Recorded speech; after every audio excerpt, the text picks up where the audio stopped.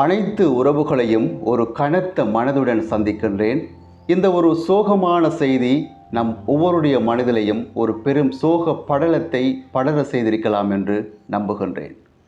அந்த வகையில் மட்டக்களப்பு ஏறாவூர் அரஃபா வித்தியாலயத்தில் கல்வி பயின்ற 14 வயதுடைய ஆரிஃப் என்ற மாணவன் தனது எதிர்காலம் குறித்து ஆயிரக்கணக்கான கனவுகளுடன் வாழ்ந்து வந்த வேளை நேற்றைய தினம் தனது வீட்டில் ஒரு மின்விசிறியை இயக்கிய போது எதிர்பாராத மின் ஒழுக்கின் காரணத்தினால் சம்பவ இடத்திலேயே ஆரிஃப் உயிரிழந்திருக்கிறார். ஏறாவூர் மக்களின் இதயங்களை உலுக்கிய இந்த துயர சம்பவம் ஒரு ஹார்ட்வேர் உரிமையாளரின் மூத்த மகன்தான் ஆரிஃப் என்று தெரிய வந்திருக்கிறது. பூக்க வேண்டிய ஒரு குழந்தையின் வாழ்வு ஒரு நொடியில் முடிந்து போனது என்பதை நினைக்கின்ற பொழுது நம் அனைவரையும் உலுக்கி எடுக்கிறது என்று சொல்லலாம். இந்த துயர சூழலில் ஆரிஃபின் குடும்பத்துக்கு எங்களுடைய ஆழ்ந்த இரங்கலை தெரிவித்துக் கொள்கிறோம். இந்த ஈடு செய்ய முடியாத இழப்பினை தாங்கிக் கொள்ளும் மன வலிமையை இறைவன் அவர்களுக்கு வழங்க வேண்டும் என்று சொல்லி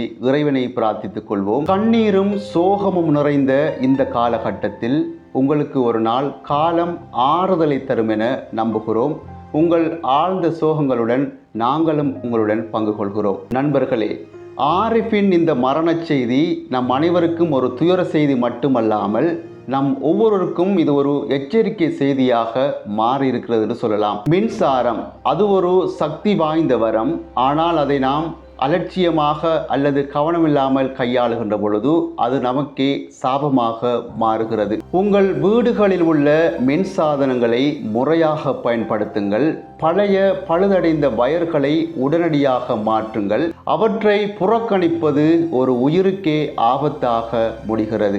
மின்சார வேலைகளை எந்த ஒரு சின்ன வேலையாக இருந்தாலும் அதனூடாக பயிற்சி பெற்றவர்களை அழைத்து முறைப்படி பார்த்து கொள்ளுங்கள். அதுதான் சரியான தேர்வாக இருக்கும் என்பதை நான் உங்களுக்கு கூறிக்கொள்ள விரும்புகிறேன். நம் வீட்டு குழந்தைகளுக்கு மின்சாரம் பாதுகாப்பு குறித்து கற்றுக் கொடுங்கள். சுவிட்ச் போர்டுகளில் விரல் விடுதல் போன்ற ஆபத்தான விடயங்களை அவர்களுக்கு உணர்த்துங்கள்.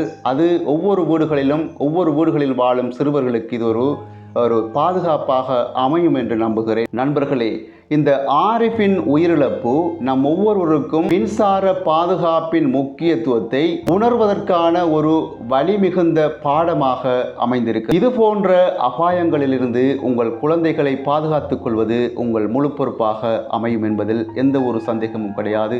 இந்த ஒரு காணொலிக்கு யாராச்சும் புதுசாக வந்தீங்கன்னு சொன்னாக்கா மறக்காம இந்த ஒரு சேனலையும் சப்ஸ்கிரைப் பண்ணிட்டு வீடியோக்களை பாருங்க. நான் போடுகின்ற அனைத்து வீடியோக்களும் உடனுக்குடன் உங்களுக்கு நோட்டிபிகேஷனாக வந்து சேரும் என்பதில் சந்தேகம் கிடையாது. இன்னும் ஒரு காணொலியில் உங்கள் அனைவரையும் சந்திக்கும் வரை விடைபெறும் நான் என்று உங்கள் அன்பின் தோழன் தாஜுதீன் ரைஸ். நன்றி.